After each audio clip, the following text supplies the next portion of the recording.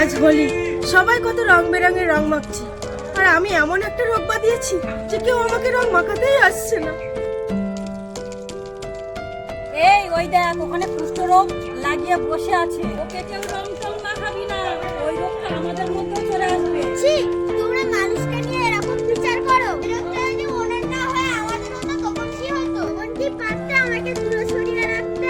দাদা, তুই কিন্তু কথাটা একদম ঠিক বলেছিস। চল আমরা দুই ভাই মিলে ওনাকে রং মাখিয়ে আসি, এদের মাখাতে হবে না।